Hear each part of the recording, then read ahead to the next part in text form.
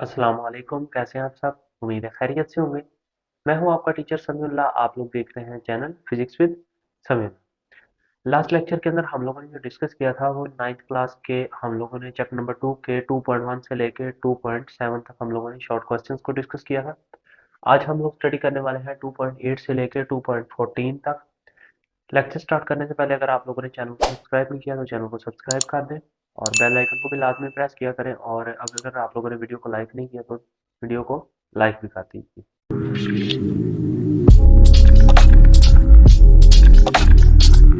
2.8 हमारे पास क्वेश्चन है, what would be the shape of speed time graph of a body moving with the variable speed. अब हम लोगों ने लेक्चर नंबर 6 के अंदर स्पीड टाइम ग्राफ वाले के अंदर डिस्कस किया था कि स्पीड टाइम ग्राफ के अंदर अगर वेरिएबल स्पीड हो तो हम उसको कैसे काउंट करते हैं या कैसे उसको हम लोग लिखते हैं।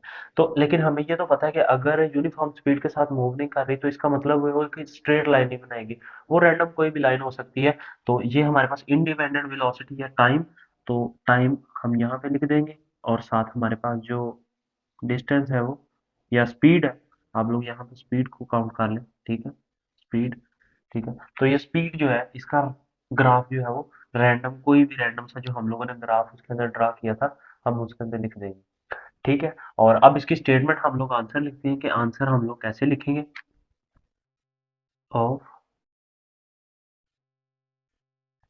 यानी कि स्टेटमेंट का मतलब है when a body moves with the variable speed, जब कोई बॉडी जो है वो वेरिएबल स्पीड से मूव कर रही है, इट मींस इसका मतलब है it does not cover equal distance in equal interval of time, यानी कि ये एक इक्वल इंटरवल ऑफ टाइम के अंदर एक इक्वल डिस्टेंस नहीं कवर कर रही। तो हम इसका कोई सिंपल सा ग्राफ इस तरह करके बना देते हैं। ठीक है, यानी कि उसके अंदर चेंजिंग वगैरह आ जाएगी। ठीक हो गया। उसके बाद हमारे पास ये दूसरा क्वेश्चन है, उसके अंदर लिखा हुआ है जी, which of the following can be obtain from speed time graph of a body, कि इसके अंदर कौन सी ऐसी चार चीजें हैं जिनके अंदर हम स्पीड टाइम ग्राफ मालूम कर सकते हैं। एक ये था, एक ये है, एक ये और एक ये। ठीक है, यानी कि ये चारों चीजें आप लोग इसके अंदर भी मालूम कर सकते हैं। उसके अंदर एक्सेलरेशन भी आ रहा होता है, डिस्टेंस भी कवर हो रहा होता है। उसके बाद ये इसी तरह का ये सेम ग्राफ जो स्पीड टाइम ग्राफ वाला आप लोग देख लें, तो उसके अंदर अब हमारे पास क्या आ जाएगा फिर, दिस ग्राफ। ये था जी आपका दूसरा क्वेश्चन के ये सारे जो है ये आप लोग इस स्पीड टाइम ग्राफ में से निकाल सकते हैं। थर्ड क्वेश्चन है, how the vector quantities be represented graphically.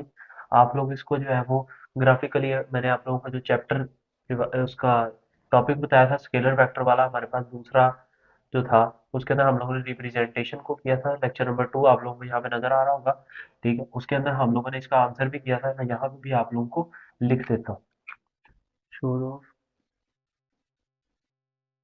Vector, इसके अंदर वो कहता है जी, मैं इसको आप लोगों को पढ़ के भी दिखा देता हूँ। A vector quantity can be graphically represented by a straight line, कि ये एक इस तरह स्ट्रेट लाइन के साथ आप इसको रिप्रेजेंट कर सकते हैं।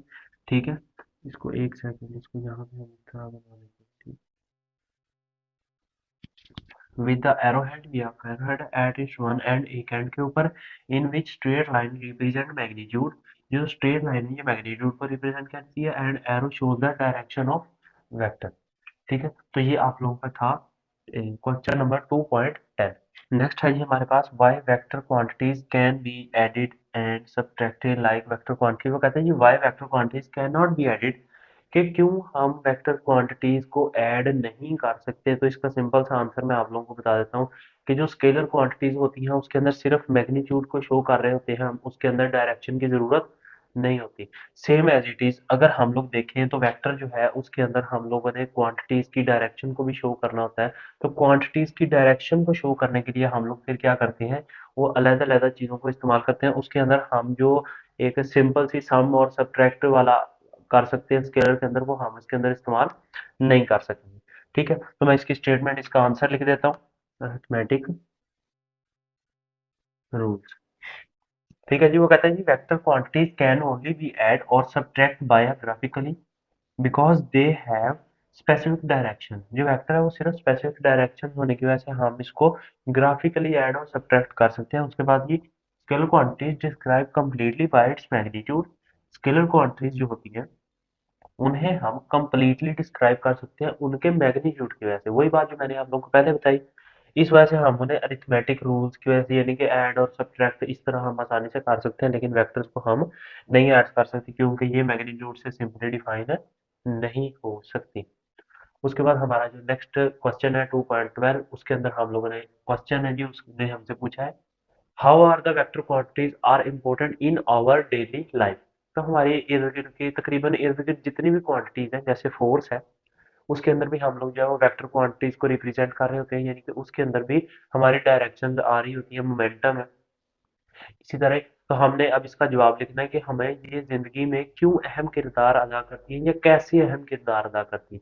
तो आंसर लिखते हैं और बिल्डिंग्स। अब उसके अंदर कहता है जी कि ये जो है ये कंस्ट्रक्शन वगैरह के लिए इस्तेमाल होता है, कि जब भी हम लोग कंस्ट्रक्शन वगैरह कर रहे होते हैं उसके अंदर हमारी हॉरिजॉन्टल लाइन और वर्टिकल लाइंस को हम लोग ड्रा कर रहे होते हैं। तो हमारी रोजमर्रा की जिंदगी के अंदर जिस तरह लेंथ को कैलकुलेट करने के लिए इस तरह हम इसको इस्तेमाल कर रहे होते हैं अपने ड्रॉन पर्पज के लिए। तो उसके अंदर इसने कहा है जी दीज क्वांटिटीज आर इम्पोर्टेंट, ये क्वांटिटीज इंपॉर्टेंट होती है because in construction various lengths, मुख्तलिफ लेंथ्स की वजह से हम लोग क्या करते हैं जब कंस्ट्रक्शन कर रहे होते हैं लेंथ आर ड्रॉन, ये हम ड्रॉ करते हैं हॉरिजॉन्टल एंड वर्टिकल डायरेक्शन। इसके अंदर हम हॉरिजॉन्टल यानी कि एक्स एक्सिस के ऊपर और वर्टिकल यानी कि वाई एक्सिस के ऊपर हम जो है वो लेंस को ड्रॉ कर रहे होते हैं एंड देयर रिजल्ट्स, और उनके जो रिजल्ट होते हैं बाद में वो हम बिल्डिंग वगैरह बनाने के अंदर या इस तरह कोई भी चीज को बिल्ड करने के लिए यानी कि ग्राफ बिल्ड कर रहे हैं उसके अंदर भी हम लोग उसे इस्तेमाल कर सकते हैं। उसके बाद है जी 2.13, उसने कहा drive the equations of motion for uniformly acceleration rectilinear motion. तो इसके अंदर हम लोगों ने थ्री इक्वेशंस को डिस्कस किया था। पहली इक्वेशन आप लोगों के पास थी first equation of motion, three rectilinear equation, उसके बाद सेकंड इक्वेशन ऑफ मोशन, और आप लोगों के पास थर्ड इक्वेशन ऑफ मोशन आप लोगों को यहाँ पे नजर आ रही होगी। आप लोग ये तीनों जो है वो हमारे लेक्चर से देख सकते हैं। उसके बाद उसने कहा है जी 2.14 sketch the velocity time graph for the motion of a body, for the graph explanation each step calculate the total distance covered by a body। इसके अंदर भी हमारा जो सिक्स्थ लेक्चर है हमारा कौन सा है जी, वेलोसिटी टाइम ग्राफ यानी कि स्पीड टाइम ग्राफ वाला, आप उसके अंदर से देख सकते हैं। और हाँ, ये जो नीचे वाले स्टेप्स हैं ये आप लोगों की जो एग्जांपल है 2.9, ये उसके अंदर आप लोगों के कवर हो जाएंगे। ठीक है, ये आप लोगों के सामने जो हमारा सिक्स लेक्चर है ये भी आप लोगों को नजर आ रहा होगा। ठीक है, आज के लिए यहाँ तक ही, उम्मीद है आप लोगों को समझ आया होगा आज का लेक्चर, यानी कि हमने 2.8 से लेकर 2.14 तक शॉर्ट क्वेश्चन को डिस्कस किया जो कि सेकंड चैप्टर के थे काइनेमेटिक्स के। नेक्स्ट जो है हम लोग न्यूमेरिकल की तरफ जाने वाले हैं, न्यूमेरिकल जिसके हमने कैसे सॉल्व करने हैं। फार्मूले में आप लोगों को साथ के साथ भी याद करवाता रहूंगा, आप लोगों ने पीछे वाले लेक्चर को कंटिन्यूसली लेना है ताकि आप लोगों को पता रहे कि किस चीज़ का फार्मूला किस चीज़ के साथ रिलेट कर रहे हैं। ठीक है, तब तक के लिए आप लोग अपना ख्याल रखें। अल्लाह हाफिज़।